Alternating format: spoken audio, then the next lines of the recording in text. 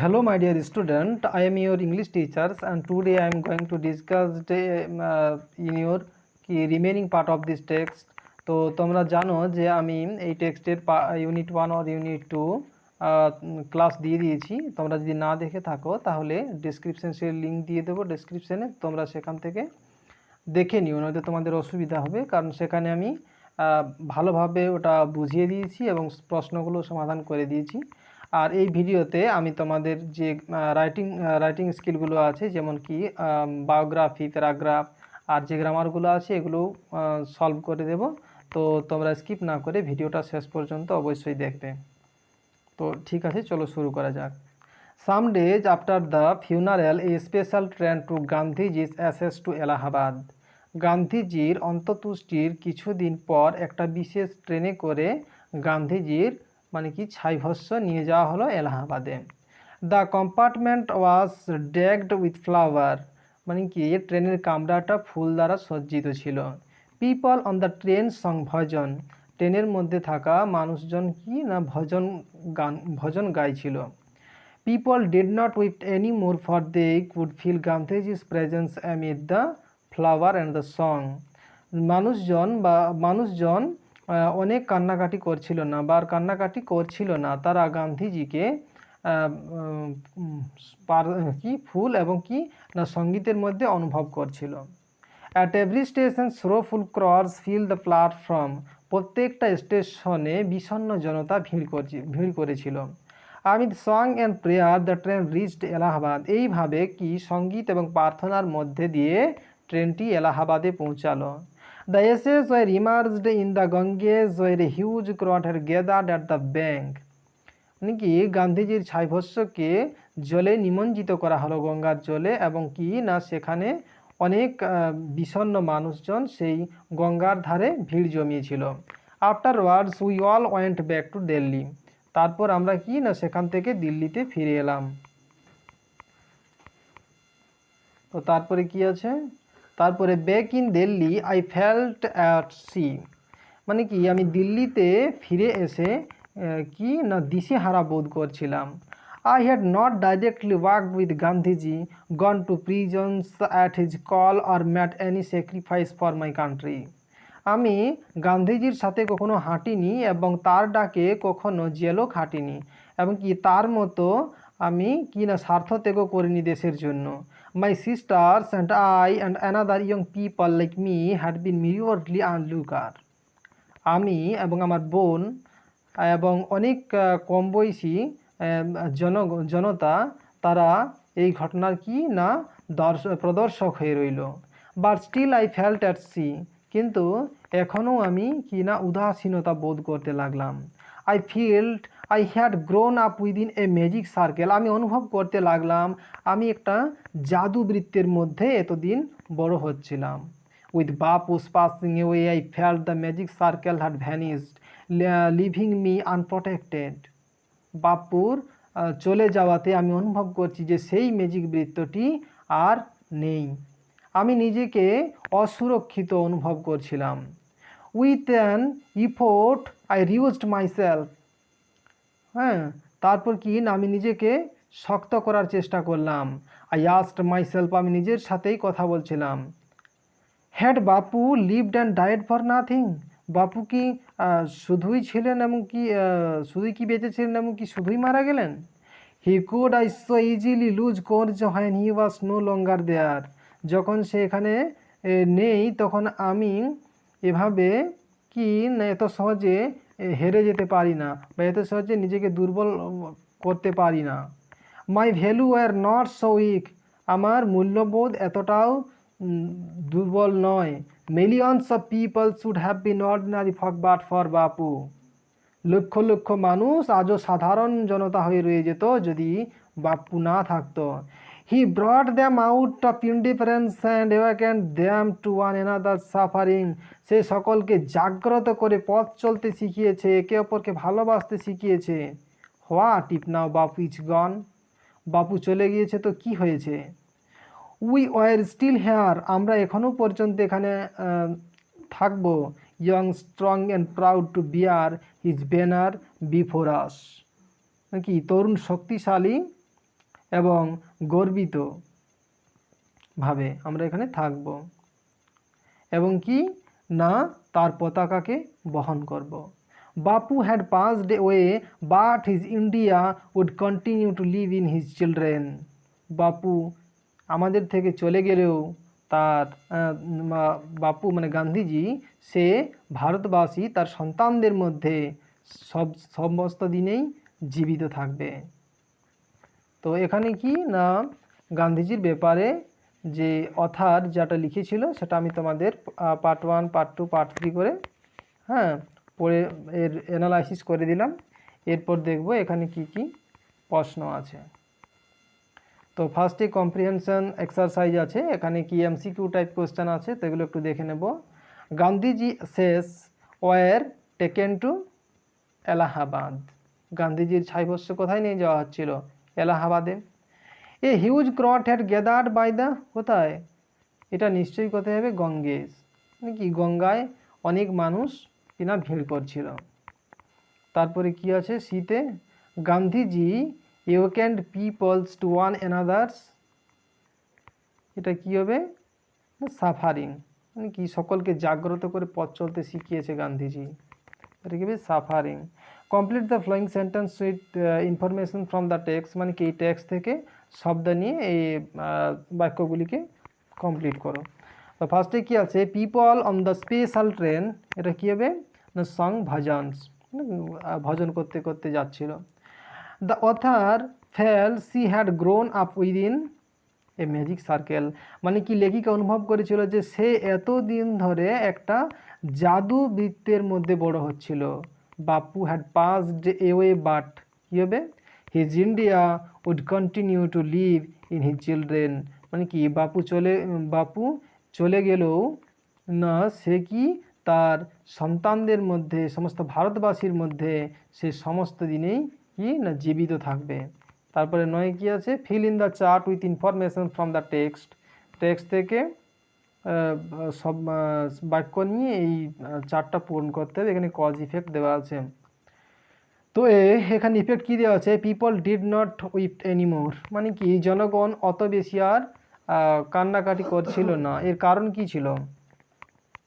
এর কারণ ছিল people could feel Gandhiji's presence amid the flowers and song, তারা ফুল এবং সঙ্গীতের মধ্যে গান্ধীজিকে অনুভব করেছিল। বিতে কী আছে? The magic circle vanished. Cause effect কি?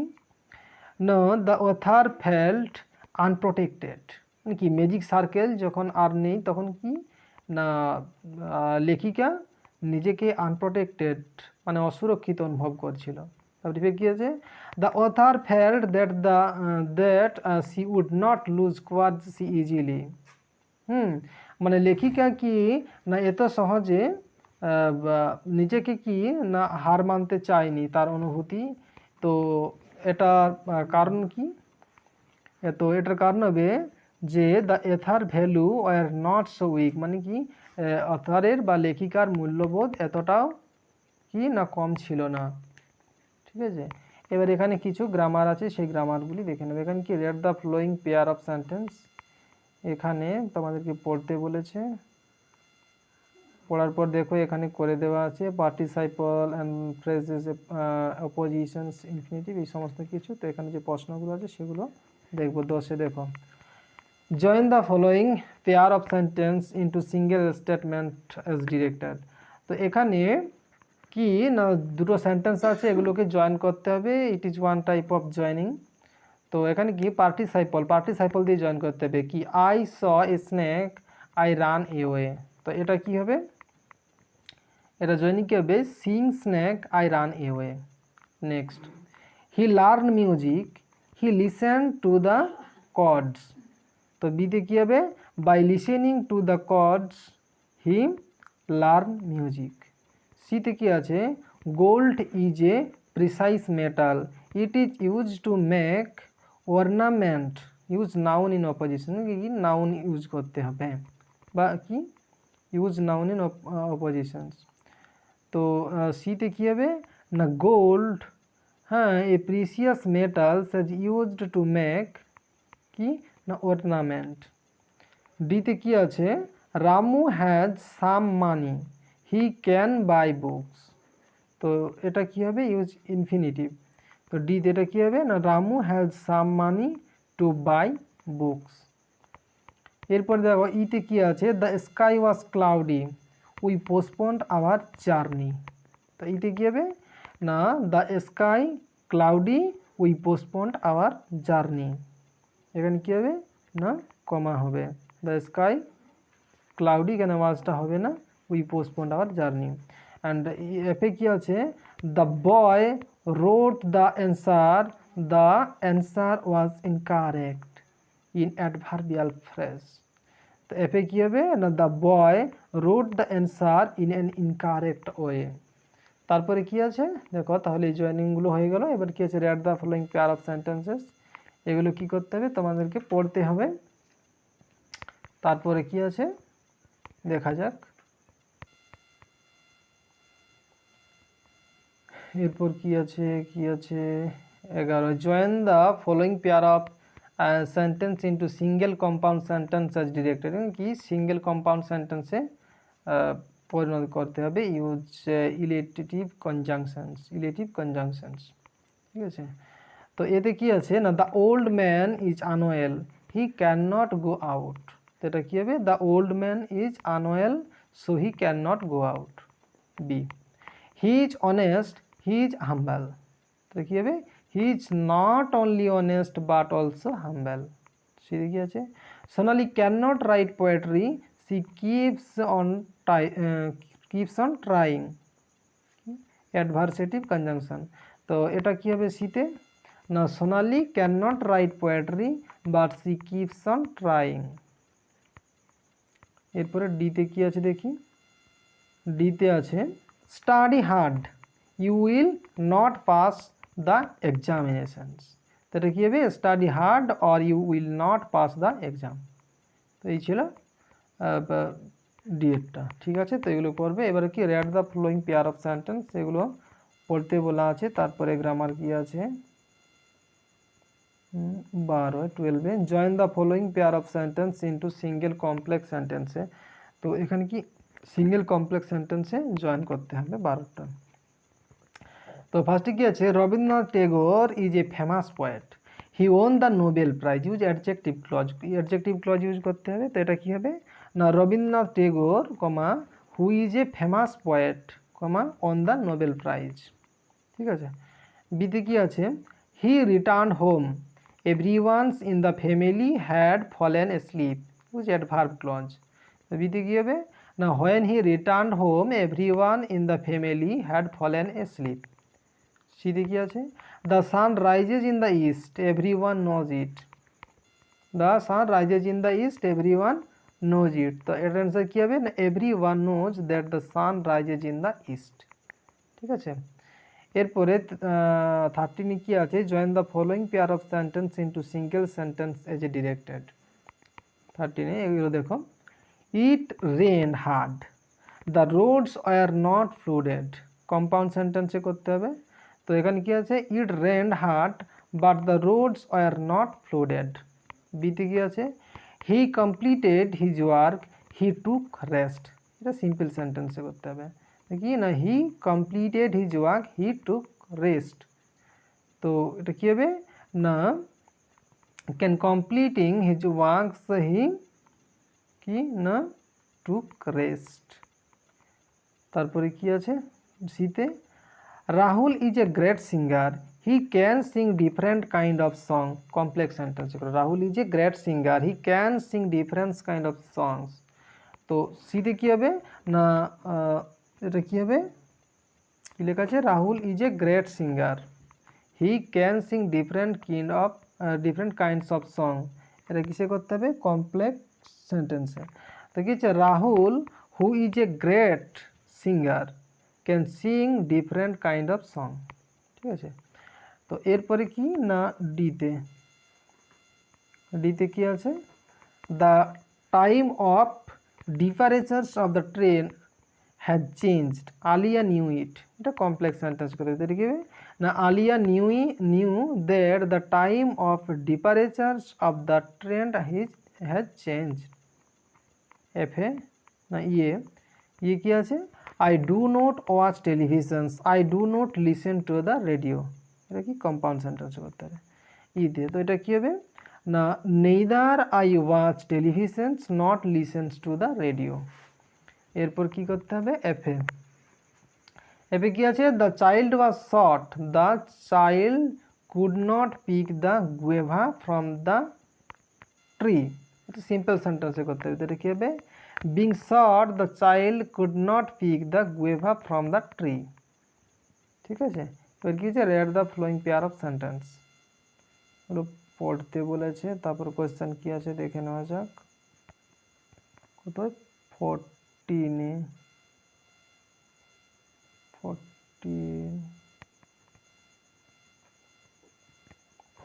কি আছে, split the following into 2 sentence, এটা কি দুটো সেন্টেন্সে ভাঙতে হবে। It rain and I could not leave my room, তো এটা কী হবে না, it rained I could not leave my room. Next এখানে কি আছে, he thought that he could win the race, তো এটা কী হবে, he could win the race, he thought it. C, having been informed of the trouble the principal left for home, তো এই C এটা কি হবে না, এটা হবে the principal had been informed of the trouble he left, তবে কি হি লেফট ফর হোম। ডিতে কি আছে, Nasir who was the captains of the team scored a century, এটা কি হবে, Nasir was the captain of the team, he scored a century, ব্যাস। তো এই ছিল 14। এবার তোমাদের কি রাইটিং স্কিল আছে, রাইটিং অ্যাক্টিভিটি, এখানে কি আছে, writing A biography of Maulana Abul Kalam Azad, হ্যাঁ, উইদিন 100 ওয়ার্ড, এখানে কিছু পয়েন্ট দেওয়া আছে। আর এখানে কি আছে, use the following flow chart to write a paragraph, তো আমি তোমাদের এটা দেখাচ্ছি, write a biography of Maulana Abul Kalam Azad, এটাও তোমাদেরকে দেখাচ্ছি। ওকে, তো এটা হচ্ছে তোমাদের বায়োগ্রাফি অন মৌলানা আবুল কালাম আজাদ। তো এখানে আমি লিখে দিয়েছি, এটা তোমরা দেখে নিতে পারো। About Maulana Abul Kalam Azad was born on 11 November 1988 in Mecca, কি Saudi Arabia. He was a leading figure in India's struggle for freedom and a noted writer, poet and journalist. He adopted the pen name Azad, free. Azad means ki free. In his children, Azad had a traditional Islamic education, along with training in subjects like mathematics, philosophy, world history and science by tutor at his home. Through his own effort, he learned English along with Western philosophy, history and contemporary politics. He visited countries like Afghanistan, Iraq, Egypt, Syria and Turkey. He opposed the partition of Bengal in 1905. Azad established the Indian Institute of Technology and also contributed in the foundations of the University Grand Commission. Personal life কি আছে না, his real name was Abdul Kalam Gulam Mohiuddin, but became known as Maulana Azad. He was born to father Bengali Maulana Muhammad Khairuddin and mother Arab.